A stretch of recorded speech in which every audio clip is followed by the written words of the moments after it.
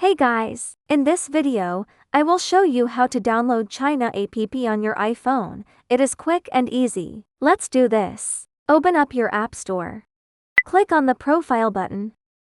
Click your name here. Select country or region. Find and select China Mainland. Here it is.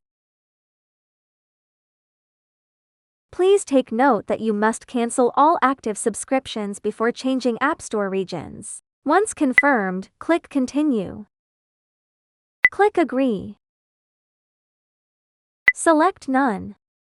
Simply insert a billing address. It is okay if it is fake. Just make sure the value format is correct. Insert an 11-digit of phone number. Click Done once finished.